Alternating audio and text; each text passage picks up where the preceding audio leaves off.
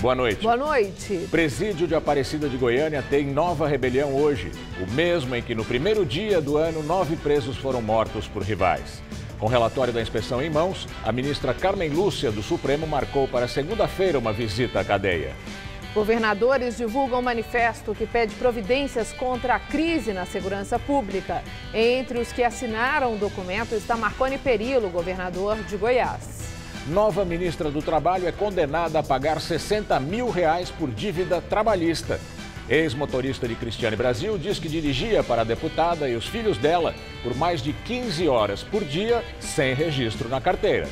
E mais um ministro anuncia a saída do governo Temer. Ricardo Barros, da Saúde, é um dos citados em delações da Odebrecht e diz que fica até abril para disputar as eleições. Você acompanha essas e outras notícias logo depois do intervalo. Até já!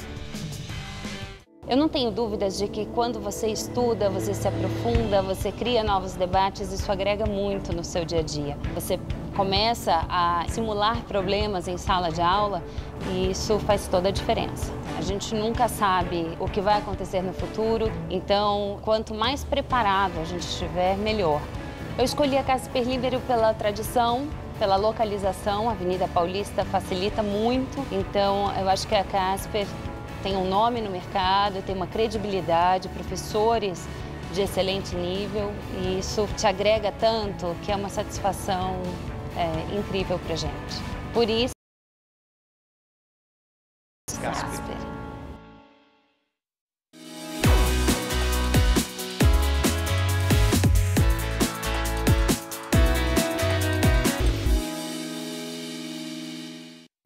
Você já parou para pensar nos números de São Paulo?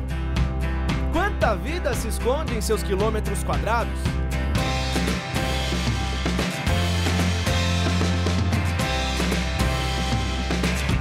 Quanta coisa acontece em seus cartões postais?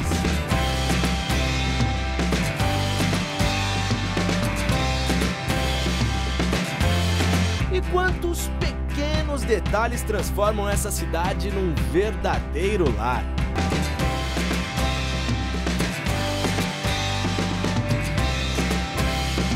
Parabéns, São Paulo! Por trás de cada número, uma história de grandeza. No Todo Seu de hoje, você vai ver como a realidade virtual e os efeitos especiais estão mudando o jeito de se fazer cinema.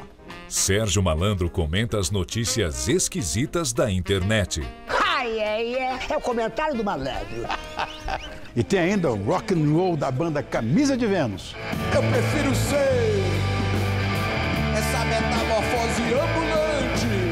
Todo Seu, hoje, 10h30 da noite. Tô te esperando, então vem, né? Tu que ter aquela velha opinião.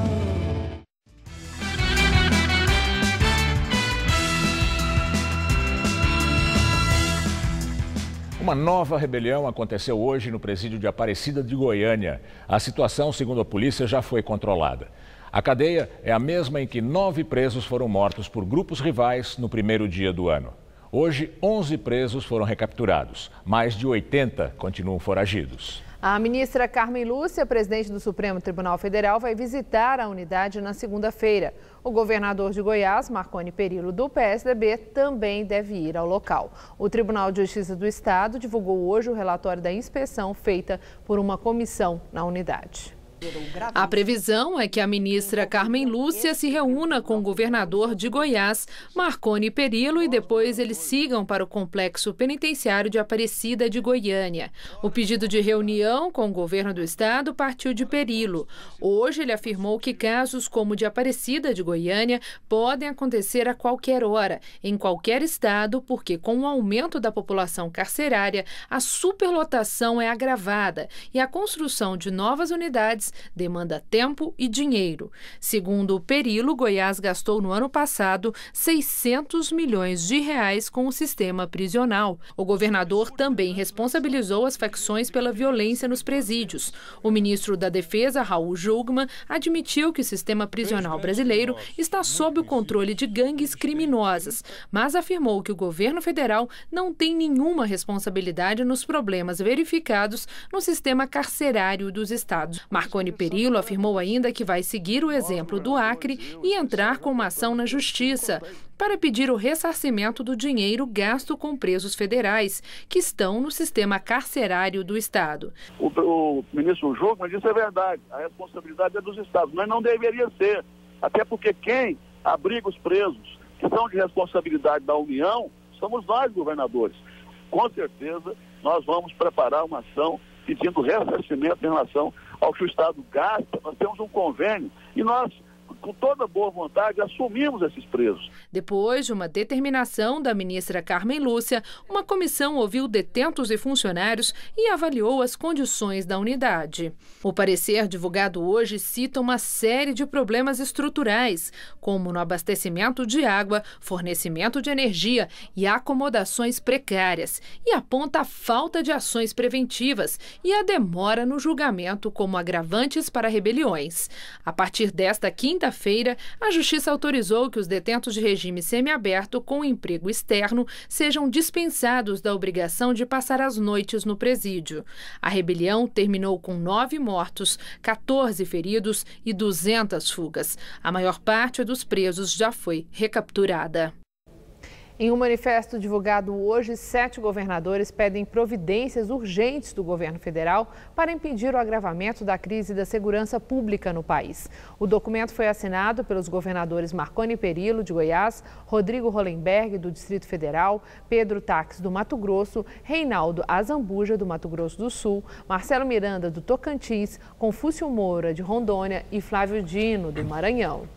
Nesse documento, os governadores afirmam que os estados e o Distrito Federal enfrentam praticamente sozinhos o que eles chamam de desafios impostos pelo avanço da criminalidade. Entre as propostas está a criação de um Fundo Nacional de Segurança Pública e a construção de novos presídios federais para receber os presos mais perigosos. No Rio Grande do Norte, policiais que estão em greve entraram em uma lista de reivindicações ao governo do estado. A Justiça considerou o movimento ilegal e determinou a prisão dos líderes. O documento protocolado hoje no comando da PM tem 18 reivindicações. Entre elas estão o pagamento dos salários de novembro e dezembro e o 13º salário de 2017. Os policiais também querem que o governo reconheça o movimento como greve e que não haja procedimentos disciplinares contra eles. A greve foi considerada ilegal pela Justiça, que determinou a prisão dos que incentivam o movimento. A greve da Polícia Militar começou no dia 19 de dezembro e a da Polícia Civil no dia 20. A ausência de patrulhamento provocou uma onda de crimes no estado. Pelo menos 101 pessoas morreram. Homens das Forças Armadas reforçam o policiamento desde o final de semana. O governo potiguar prometeu pagar o salário atrasado de novembro no próximo sábado. Ainda vai ficar faltando o de dezembro e o 13º. Após reunião no Palácio do Planalto, em Brasília, os governos federal e do Rio de Janeiro anunciaram que irão elaborar em 30 dias um plano integrado de segurança para o estado. Participaram do encontro os ministros Torquato Jardim, da Justiça, Raul Jungmann, da Defesa e Sérgio Ettigoyen, do Gabinete de Segurança Institucional, além do governador Luiz Fernando Pezão. A Operação Lava Jato investiga o filme sobre a vida do ex-presidente Lula. A informação foi publicada no jornal O Estado de São Paulo. A Polícia Federal quer saber se o financiamento do filme tem relação com pagamentos ilícitos das empreiteiras Odebrecht, OAS e Camargo Correia, na época que o PT estava à frente do governo federal. As empresas estão envolvidas nas denúncias de corrupção e Caixa 2 para políticos de vários partidos. Lula, o Filho do Brasil, foi lançado em 2010 e conta a história de Lula, desde a infância no sertão de Pernambuco, passando pela chegada a São Paulo, no Pau de Arara, as dificuldades que enfrentou com a família, o trabalho na indústria metalúrgica, as greves dos anos de 1970 na região do ABC, até virar um sindicalista de peso. O longa-metragem não entra na fase política. A Polícia Federal já questionou ao ex-ministro da Fazenda de Lula, Antônio Palocci, sobre a relação entre as empreiteiras e a produção do filme. Segundo o jornal, ele declarou que pode colaborar, mas naquele momento preferiu ficar em silêncio. Já Marcelo Odebrecht, delator da Lava Jato, que agora cumpre prisão domiciliar depois de 2 anos e meio em regime fechado, confirmou que a empresa dele deu apoio apoio à produção do filme, mas de forma extraoficial, sem aparecer como uma das financiadoras. Lula, o filho do Brasil, custou cerca de 12 milhões de reais. A defesa do ex-presidente disse que não iria comentar o assunto. O prefeito de Porto Alegre, Nelson Marquesan Júnior, do PSDB, pediu ao governo federal reforço da segurança para o julgamento do ex-presidente Lula no dia 24. Um ofício foi encaminhado ao presidente Michel Temer. O prefeito pede o apoio do Exército e da Força Nacional de Segurança. Segundo Tucano, o pedido de reforço é para auxiliar na segurança da população e proteção do patrimônio público em razão de eminente perigo à ordem pública e integridade dos cidadãos de Porto Alegre. No dia 24, o Tribunal Regional Federal da 4ª Região, sediado na capital gaúcha, vai julgar um recurso da defesa de Lula. Neste processo, o ex-presidente foi condenado pelo juiz Sérgio Moro a 9 anos e meio de prisão pelos crimes de corrupção passiva, lavagem de dinheiro, no caso do Triplex em Guarujá. O PT e movimentos sociais planejam atos em defesa do petista em Porto Alegre. O ex-presidente do Partido dos Trabalhadores criticou a atitude do prefeito. No Twitter, Rui Falcão disse que o pedido é para intimidar os manifestantes pró-Lula. O secretário estadual de Segurança Pública do Rio Grande do Sul, César Schirme, disse respeitar a posição de Marquesan Júnior, mas entende não ser necessário reforço da Força Nacional nem do Exército para o julgamento. Agora o pedido será analisado pelos Ministérios da Defesa e da Justiça. O presidente da Câmara dos Deputados, Rodrigo Maia, do DEM, recebeu hoje ministros e deputados para discutir a reforma da Previdência.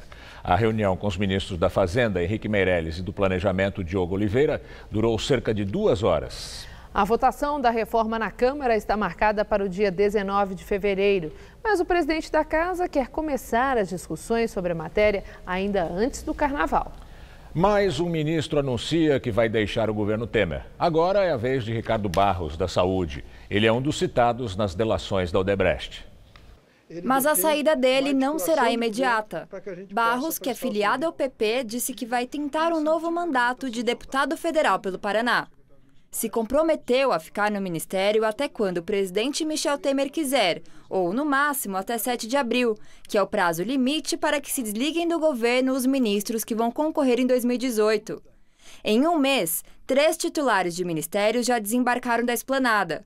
Outros 13 ainda devem deixar o governo. O primeiro foi Antônio Embaçaí, do PSDB, da Secretaria de Governo. No lugar dele entrou o Carlos Marum, do PMDB. Ontem foi a vez do ministro do Comércio Exterior, Marcos Pereira, presidente nacional do PRB. Acusado de receber propina da Odebrecht e da JBS, ele disse que vai tentar uma vaga na Câmara dos Deputados. Outro que saiu foi Ronaldo Nogueira, do Ministério do Trabalho. Ele é do PTB e também vai concorrer a deputado federal. Após a polêmica sobre o veto de José Sarney ao deputado Pedro Fernandes por disputas políticas no Maranhão, a escolhida foi Cristiane Brasil, do PTB do Rio. Ela é filha de Roberto Jefferson, que ontem se emocionou ao comentar a nomeação.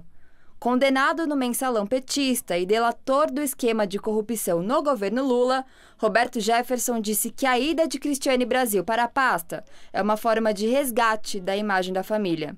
A deputada Cristiane Brasil ganhou projeção após a prisão do pai. Ela chegou a presidir o partido enquanto ele estava detido no Rio. Na Câmara, esteve ao lado do presidente Michel Temer na reforma trabalhista, na PEC do teto dos gastos públicos e nas denúncias da Procuradoria-Geral da República contra o PMDBista. Na Lava Jato, ela foi citada nas delações da Odebrecht e da JBS. Executivos da Odebrecht apontaram Cristiane Brasil como possível destinatária de parte da propina paga pela construtora. Ela teria recebido repasse de R$200 mil. No caso da JBS, o executivo Ricardo Saldi disse que a empresa contribuiu para Aécio Neves comprar apoio de partidos políticos na eleição de 2014 com R$100 milhões.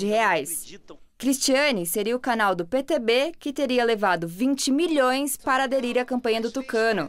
Ela nega todas as acusações. E quem deve assumir a vaga na Câmara no lugar da nova ministra do Trabalho é Nelson Narim, irmão do ex-governador do Rio, Antony Garotinho. Narim foi condenado por exploração sexual a 12 anos de prisão. Ele chegou a ficar preso por cerca de 4 meses, mas foi solto por decisão da Justiça. E a nova ministra do Trabalho já foi condenada em primeira instância em 2016 a pagar R$60 mil por dívida trabalhista. O ex-motorista de Cristiane Brasil acusa a deputada de trabalhar 15 horas por dia, sem carteira assinada. Na versão de Fernando Fernandes, ele dirigiu exclusivamente para a parlamentar e para os filhos dela entre 2012 e 2014.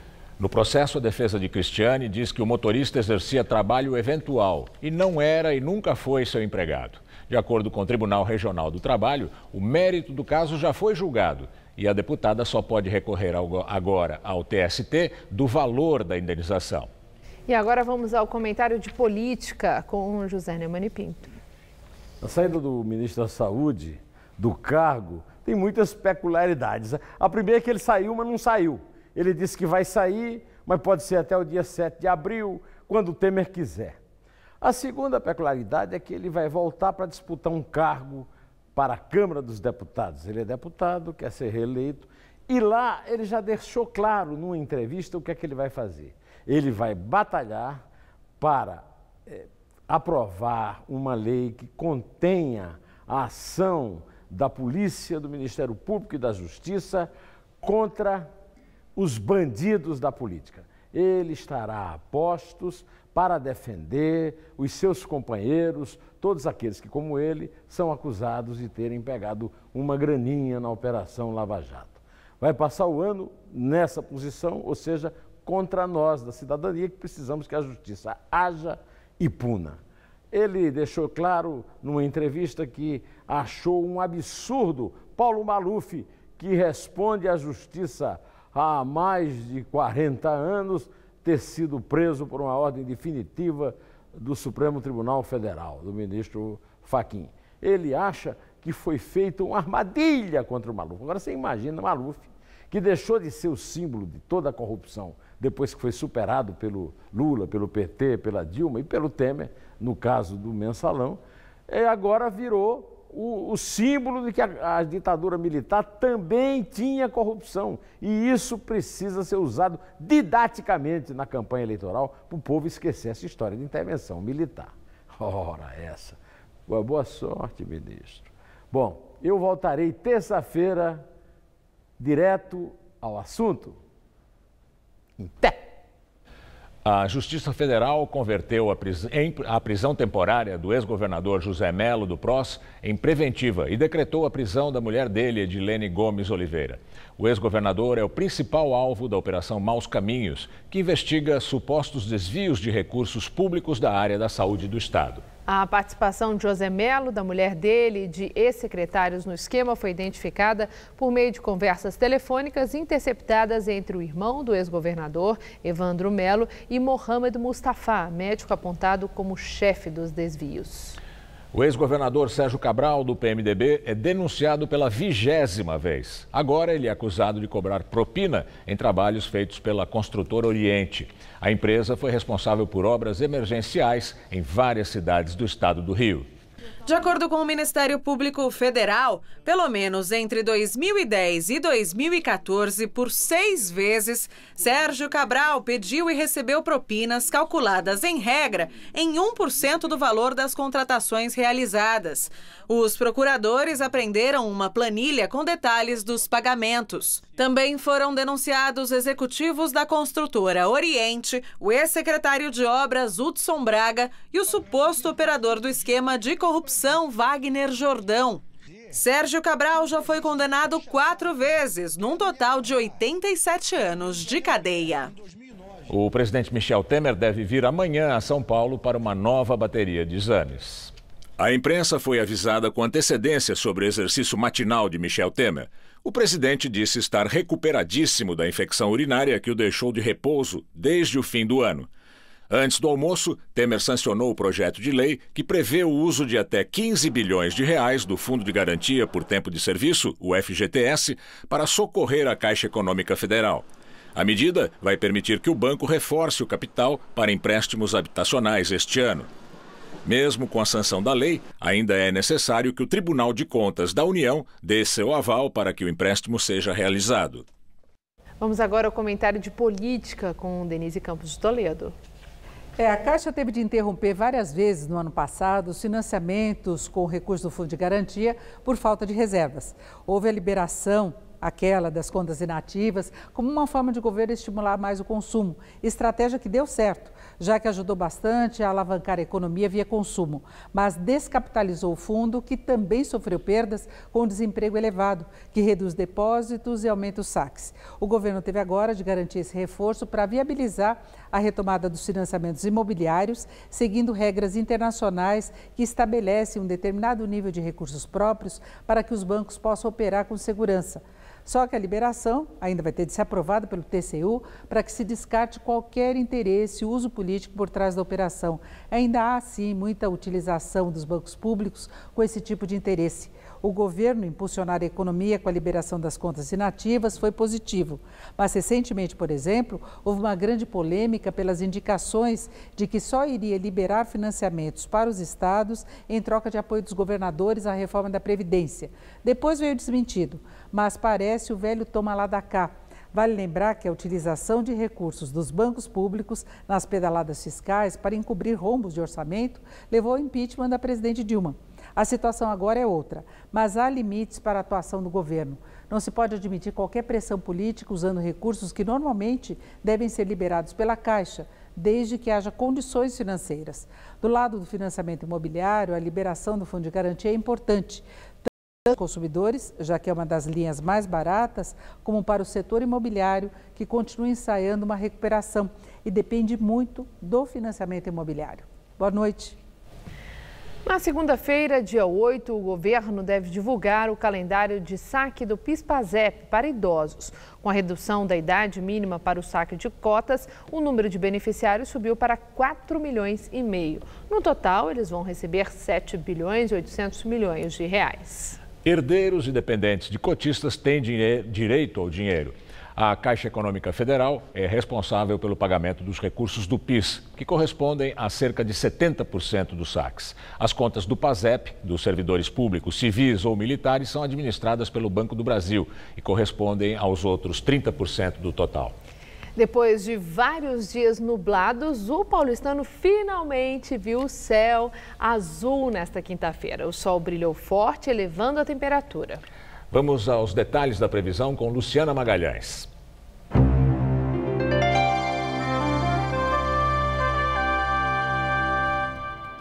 O sol e o calor ainda vão predominar na capital paulista, mas voltam as condições para pancadas de chuva que se intensificam durante o fim de semana.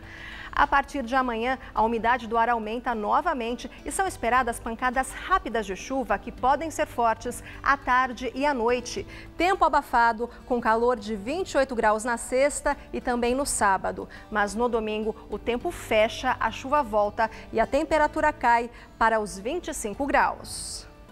A onda de frio nos Estados Unidos cancelou voos na costa leste e provocou a morte de pelo menos 17 pessoas. O governador de Nova York, Andrew Cuomo, declarou estado de emergência em várias áreas, incluindo Nova York.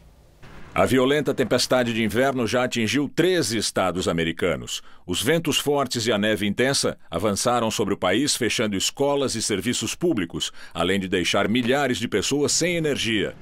A tempestade é o resultado de uma brusca queda da pressão atmosférica, o que os meteorologistas chamam de ciclone-bomba. Além do vento, o fenômeno provoca uma precipitação de neve rápida e a queda repentina da temperatura. O presidente americano Donald Trump ameaça processar o polêmico ex-estrategista-chefe da Casa Branca, Steve Bannon. Assessor de Trump até agosto do ano passado, Bannon deu detalhes sobre a campanha do republicano à Casa Branca para um livro que acaba de ser lançado. Entre as declarações de Steve Bannon que mais incomodaram Donald Trump está a de que a reunião entre o filho do presidente americano e uma advogada russa durante a campanha de 2016 foi uma traição. Segundo o ex-assessor, o encontro foi antipatriótico e que alguém deveria avisar o FBI imediatamente. Steve Bannon entrou na equipe de campanha de Trump semanas depois do encontro e diz que somente se inteirou desse encontro depois das eleições. Os advogados de Trump afirmam que Bannon violou um acordo de confidencialidade ao fazer declarações difamatórias sobre o presidente, sua família e suas empresas. De acordo com o jornal Washington Post, a defesa do presidente americano também tentou impedir que o livro fosse publicado, ao enviar uma carta ao autor, Michael Wolff, e para a editora, ameaçando processá-los por difamação. Na África do Sul, o acidente de trem mata 14 pessoas, 268 ficaram feridas. O trem que saiu de Port Elizabeth com destino a Joanesburgo descarrilou e bateu num caminhão antes de pegar fogo. O acidente foi em Kronstadt, a 200 quilômetros de Joanesburgo. De acordo com a companhia ferroviária, o trem tinha 429 passageiros. Muitos deles voltavam das férias de verão. Foi inaugurado hoje aqui em São Paulo o Play Center Family, uma nova versão do parque que funcionou por quase 40 anos na Marginal do Tietê e marcou gerações. Já tinha passado da hora marcada para a abertura dos portões, mas lá dentro muita coisa ainda precisava dos últimos ajustes. A demora deixou o Nicolas ainda mais ansioso. Porque tem vários brinquedos legais aqui. Já foi o antigo Play Center e agora a ansiedade dele é a nossa também, né? E eles não eram os únicos que vieram para a reabertura do parque, que agora se chama Play Center Family. Eu vou nesse parque aqui, ele é super legal, eu adorei. Finalmente, às 6 da tarde, o público foi liberado para entrar. Diferente do que ocorria no antigo Play Center, não foi preciso comprar ingressos. As atrações são acessadas por um cartão recarregável e custam de 90 centavos a R$20. E esta não é a única diferença. O parque fica em um espaço fechado com capacidade para receber 5.000 pessoas por dia. Tem atrações novas que não existiam, como um complexo com 8 paredes de escalada. Do antigo ficaram as lembranças pintadas nas paredes. O Play Center funcionou por 40 anos na Marginal Tietê e marcou a infância de muita gente. O parque encerrou as atividades em 2012 e desde então havia uma expectativa pela prometida reinauguração. Mas o diretor do grupo diz que a nova atração não vai substituir a antiga. Aqui é como se fosse uma área infantil que poderia estar dentro do parque tradicional que estava na Marginal. Existe o projeto de trazer o Play Center de novo, mas ainda a gente está numa fase ainda embrionária. Estamos ainda correndo atrás do espaço correto. Não tem um caminho bastante grande ainda para a gente ter o Play Center de volta. Algumas das atrações são as mesmas. Quem não se lembra do barco Viking lá do Play Center? Esse aqui é um pouco menor, mas não decepciona. Ele vai a 13 metros de altura dentro de um shopping. E há outras versões menores e ainda assim bem radicais, como a torre de 14 metros de queda livre. A original despencava 57 metros. E tem carrossel e o disputado carrinho de bate-bate. Daqui foi a minha infância, estava aqui. Eu presenciei o fechamento do parque e hoje presenciando a abertura novamente desse parque. Eu estou emocionado aqui dentro.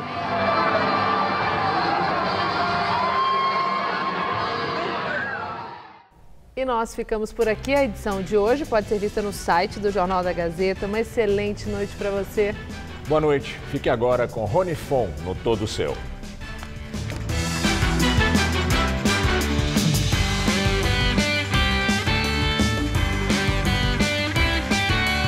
Saiba como os animais ajudam nos tratamentos terapêuticos. Nesta sexta, 9h30 da manhã no Revista da Cidade. Assista agora Todo Seu.